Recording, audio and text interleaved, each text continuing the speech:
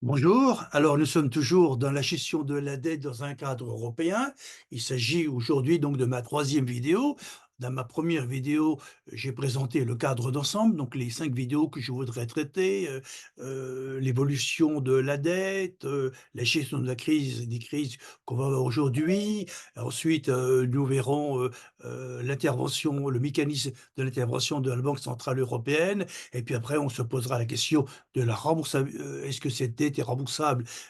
Et puis est-ce que c'est soutenable? Et puis enfin la dernière vidéo, traitera de l'avenir, et de voir, comment on pourrait financer la transition, énergétique.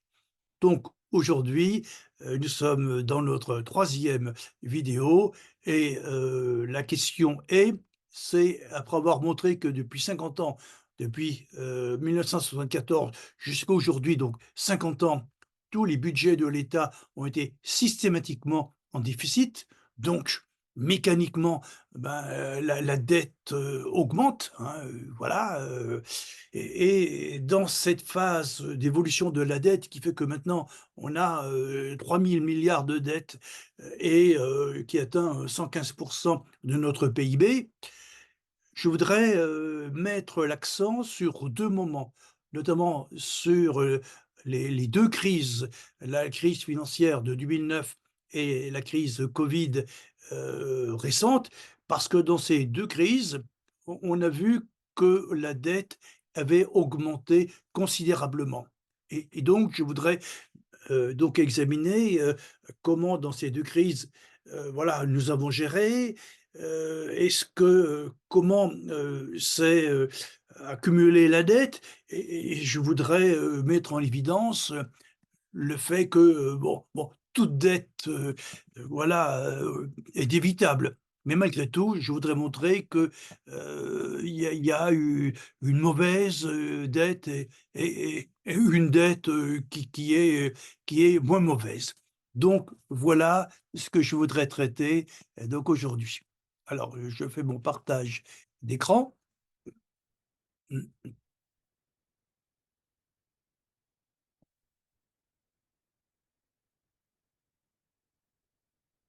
Alors, voilà donc, hein, donc le thème aujourd'hui, comparaison de la gestion des 2 crises, les 2 crises, fi la crise financière et la crise du Covid et donc, sous-entendu, la bonne et la mauvaise dette.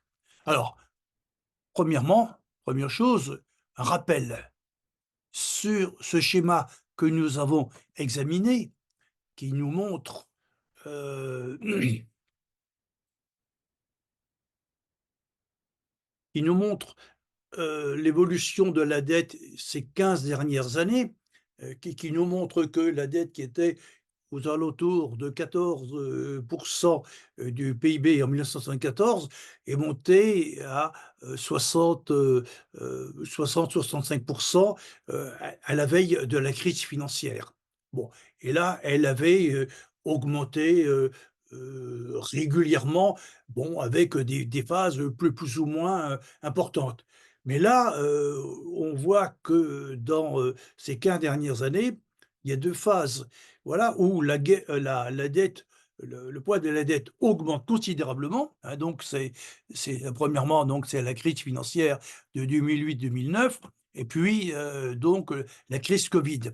Alors, tout de suite déjà une première remarque, heu, la crise financière, on passe, de 65 du PIB, la dette, à plus de 90, hein. Ça fait une hausse de 25 points. C'est une hausse considérable.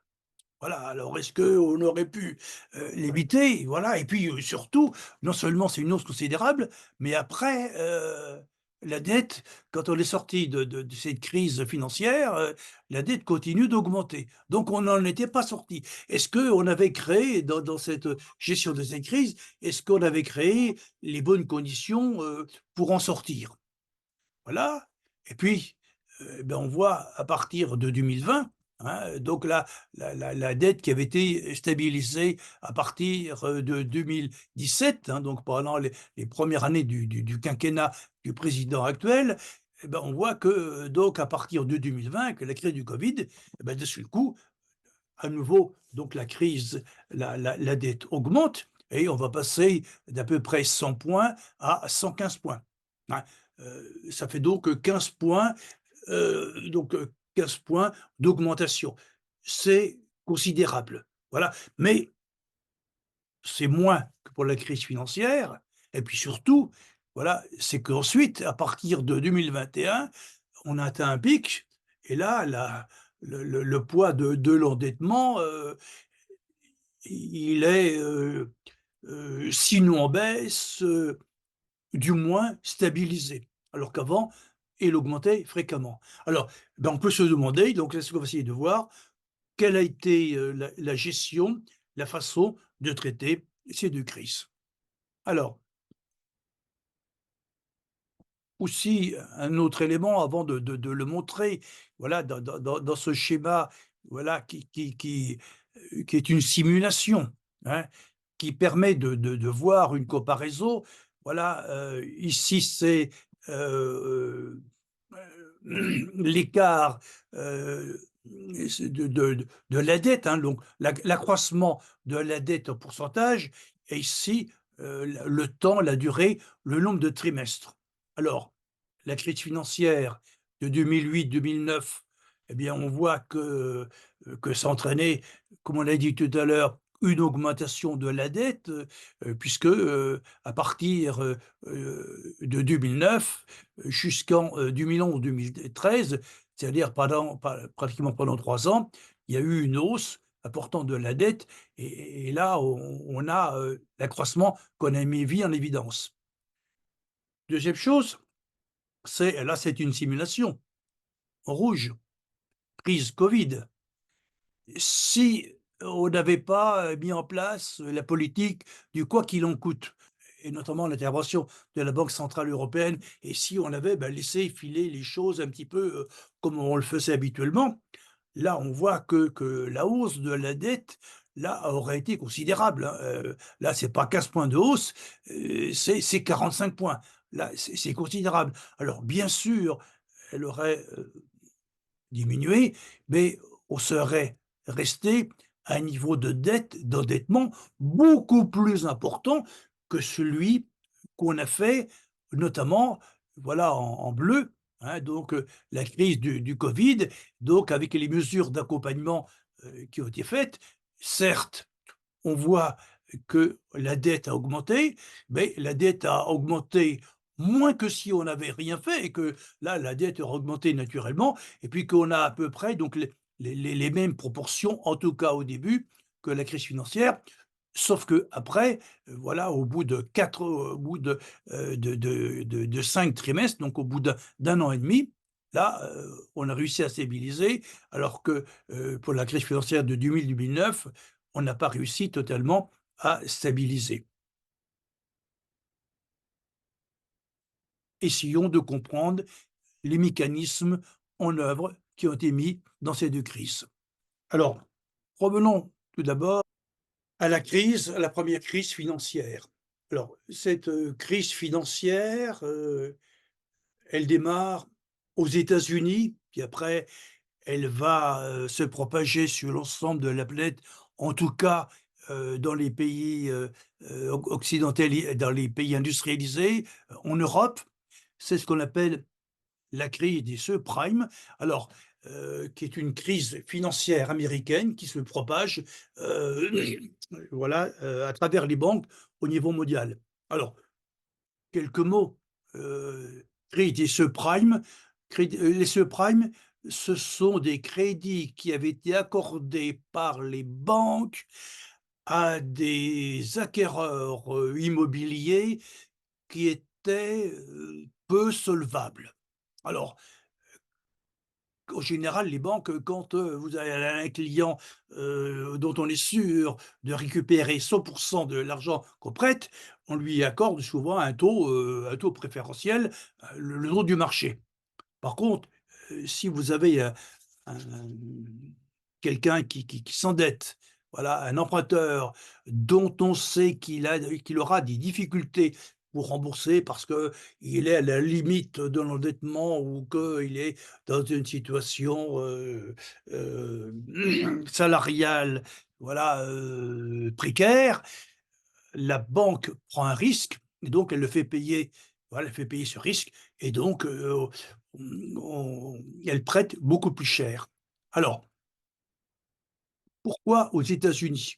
Pourquoi les banques avaient ce comportement? Les banques avaient ce comportement parce que c'était pas très grave.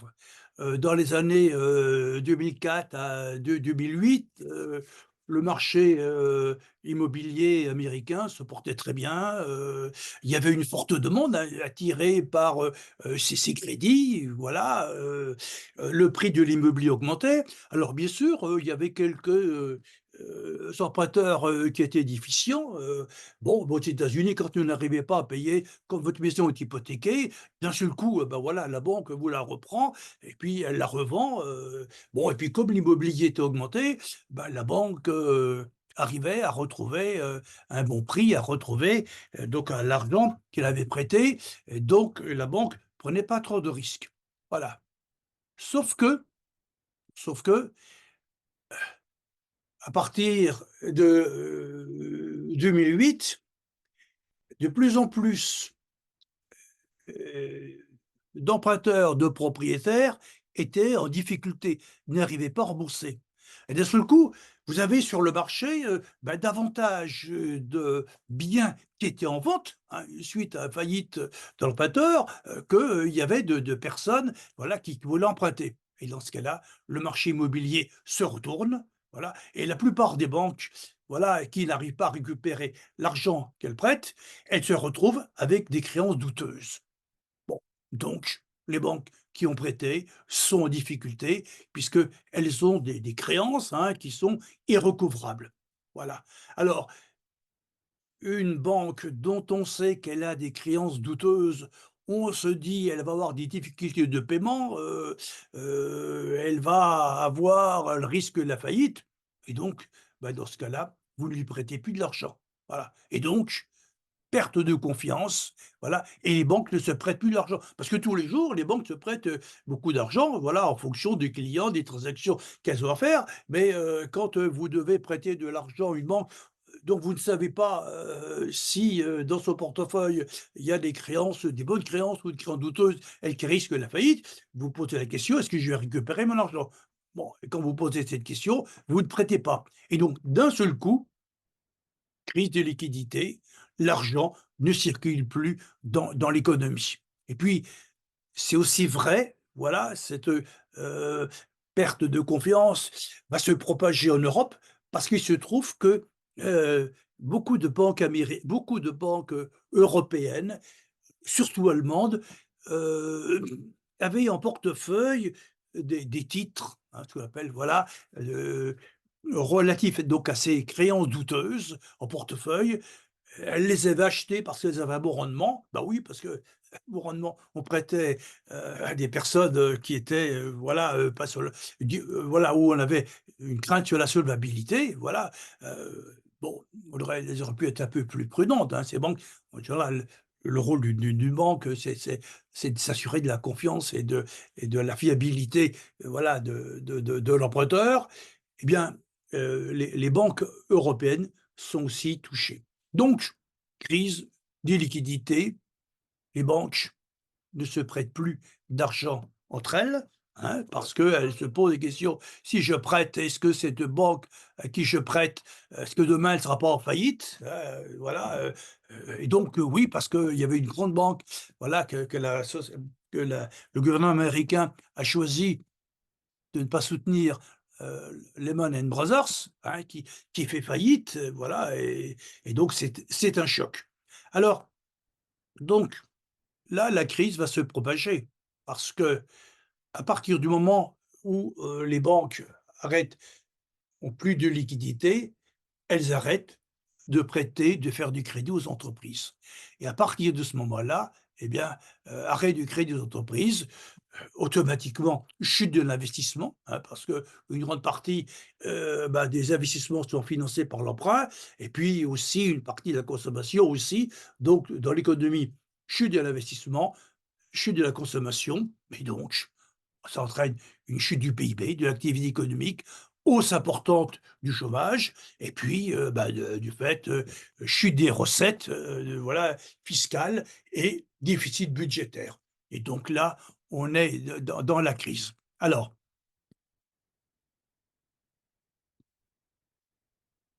maintenant, examinons, la crise récente, celle du Covid. Alors, contamination du Covid, hein, qui arrive de l'étranger, qui arrive de Chine, hein, on est, l'hiver, 2009-2020 et puis, le nombre de cas est extrêmement important et puis au mois de mars 2020, confinement. Confinement, en Italie, en France, en Europe, dans le monde, voilà et confinement, vous vous souvenez, hein? On reste tous chez soi, c'est l'arrêt de l'activité économique, hein, autant, la crise financière, c'était l'activité économique qui était fortement perturbée. Là, c'est pas perturbé, c'est arrêt de l'activité économique. Alors, on va se demander, qu'est-ce qui se serait produit habituellement? Hein, notamment, quand il y avait des crises, qu'est-ce que l'on faisait habituellement? On verra. Qu'est-ce qui a été évité? Et notamment, la fameuse politique du quoi qu'il en coûte. Voilà et puis, la politique européenne.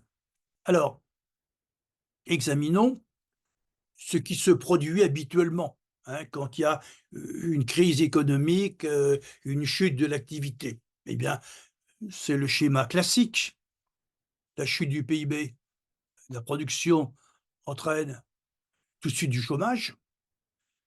Cette chute du PIB entraîne une chute de l'investissement des entreprises. On ne va pas investir, quand on voit que l'activité, que le PIB chute. Voilà. La chute du PIB entraîne aussi une chute de la consommation des ménages, hein, moins de salaire, moins d'activité. Bon et bah, là, chute de la consommation, chute de l'investissement, on est dans le cercle vicieux de la dépression parce que, bah, ça entraîne des anticipations à la baisse du PIB et la baisse du PIB entraîne du chômage, chute de la consommation, voilà et donc on est dans le cercle vicieux de la récession. Voilà, où on en sort, difficilement et quand on est sorti, voilà, la crise, en 2009, il a fallu 10 ans puisque, le chômage a continué d'augmenter, jusqu'en en 2017. Alors, examinons ce qui a été évité dans le cas de la France, mais aussi, dans le cas de tous les pays, européens et même, des pays qui n'est pas européens, la Grande-Bretagne qui était, sortie, voilà de l'Europe a fait la même politique et puis les États-Unis, voilà, ont fait, la même politique, et même de façon encore plus intense que nous. Alors, qu'est-ce qui est évité? Donc le confinement entraîne une chute importante de l'activité économique. Donc là, on a eu un gouvernement, qui a réagi tout de suite, hein, donc sans attendre, qu'est-ce qui allait se passer et donc a été en capacité d'anticiper ce qui allait se passer et donc de l'éviter et donc il y a eu, 3 séries de mesures extrêmement importantes. La première, c'est la prise en charge du chômage partiel. La prise en charge du chômage partiel, ça, c'est essentiel.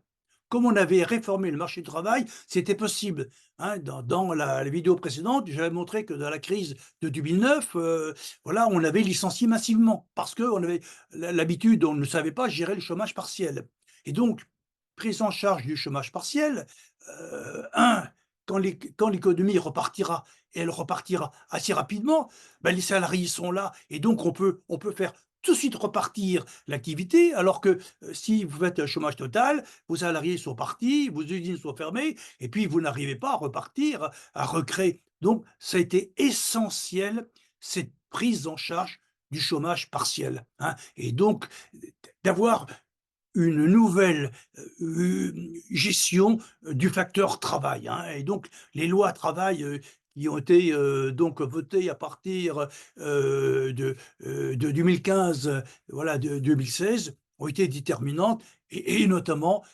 donc les mesures, les lois travail qui ont été votées en 2018, voilà.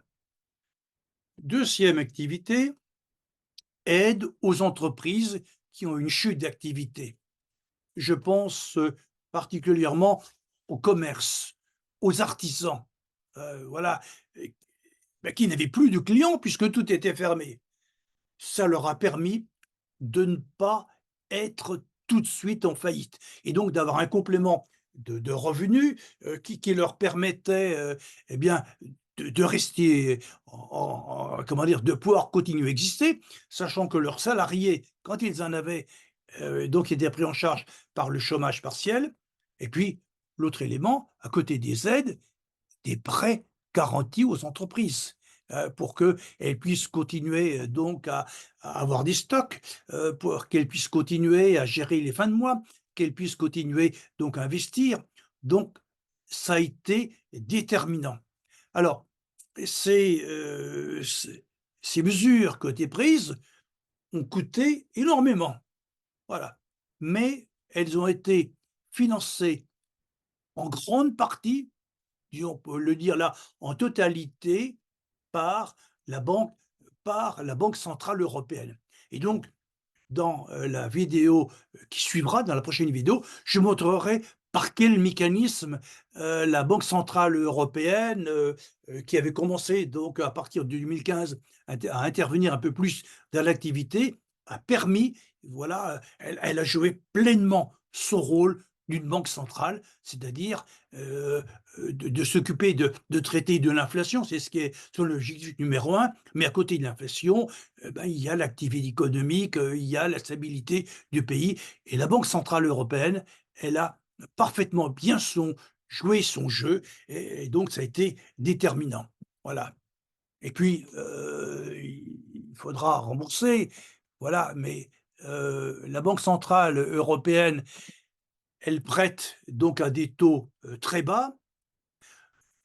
Dans le cas de la France, la Banque centrale européenne, c'est la Banque de France qui prête, voilà, qui va prêter par l'intermédiaire du marché financier aux entreprises, parce que la banque centrale la Banque de France ne peut pas prêter directement, donc à l'État, hein, donc la Banque de France donc achète des obligations, d'État, que lui vendent donc, les institutions financières, qui ont, soumissionné, voilà quand, l'État, donc vend, voilà, vend ses obligations. Voilà et puis, ce qu'il faut savoir, bah, ça a un coût, hein, même si les taux d'intérêt étaient très bas. Il faut savoir que la Banque de France,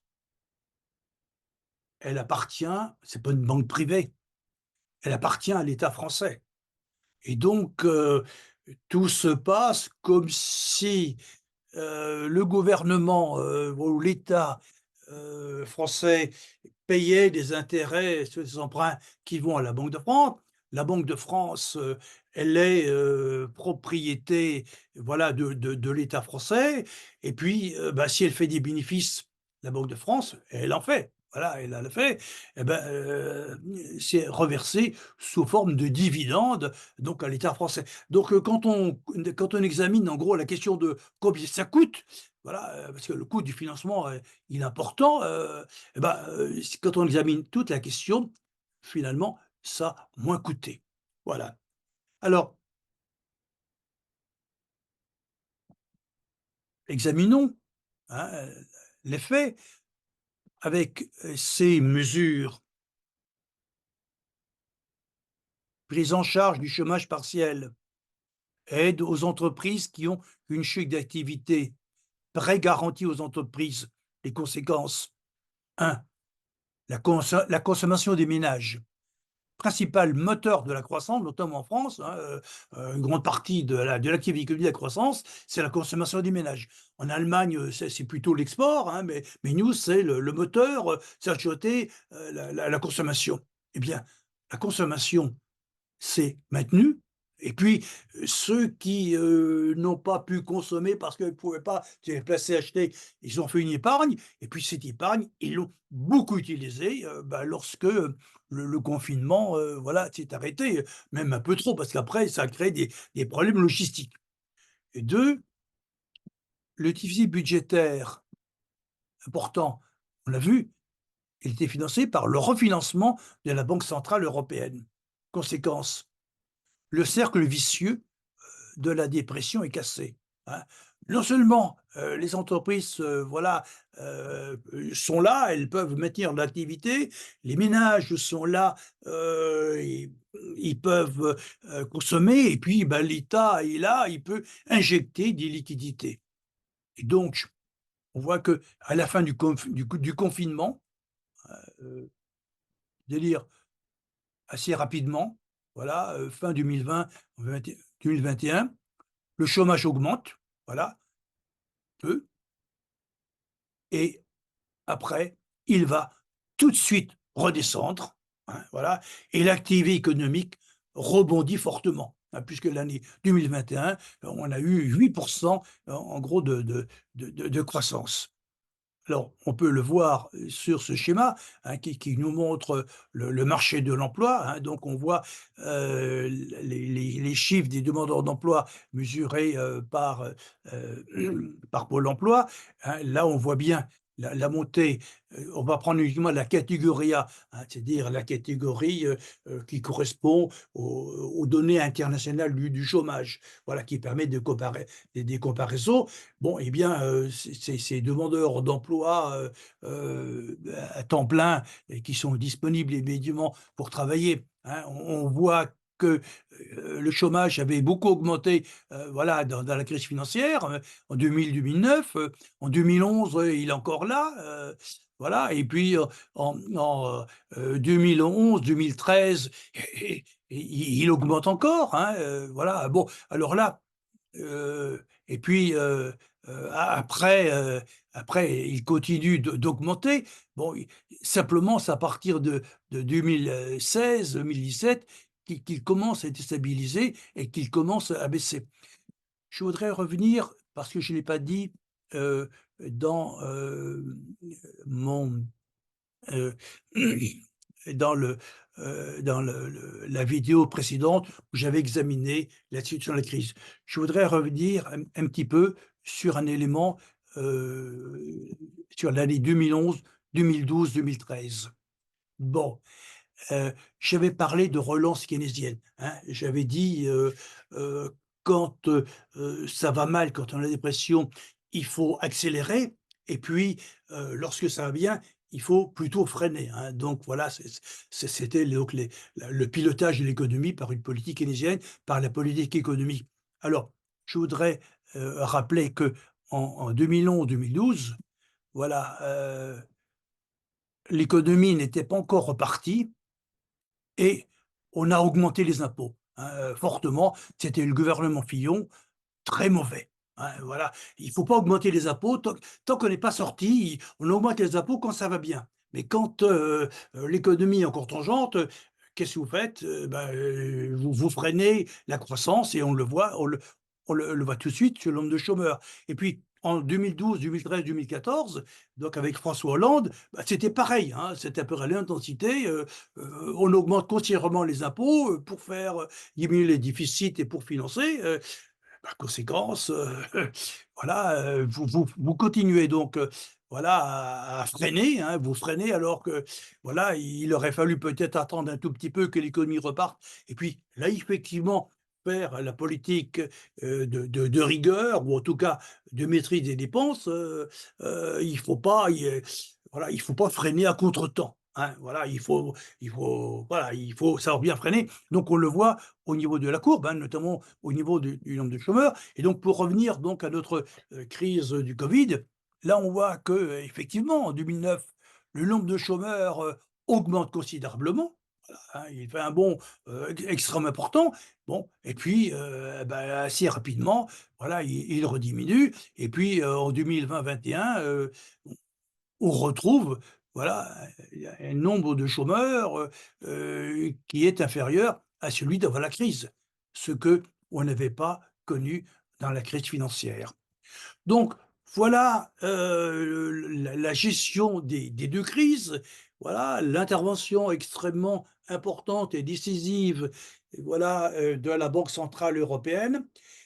Ce qui veut dire que, ben, voilà, de dans cette année, voilà, où on va avoir des élections européennes et donc ces questions de la banque centrale, de l'euro sont des questions donc, importantes un petit peu pour tous les citoyens et donc ce que je voudrais, c'est dans la vidéo, heu, qui va suivre, voilà, ce serait donc d'examiner, heu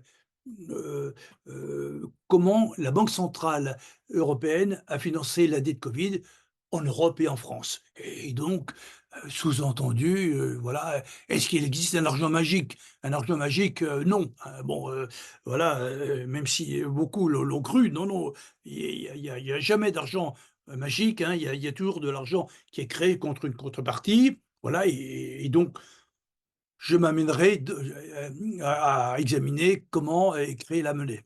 Voilà et donc, dans, cette vidéo qui va suivre, j'y reviendrai, je traiterai 2 questions, hein, ça sera plutôt assez technique, mais c'est quand même essentiel pour comprendre ce qui s'est passé et puis, heu l'avenir, hein, comment on peut utiliser les outils, c'est comment est créée la monnaie, comment fonctionne la banque centrale, voilà, européenne, par rapport aux autres banques et par rapport à nos ménages et puis aussi, je m'interrogerai un petit peu sur, la fixation des taux d'intérêt, parce que, la fixation des taux d'intérêt, on voit que c'est important, voilà, dans notre économie et dans les décisions de politique et puis aussi dans notre vie de tous les jours. Voilà, à bientôt.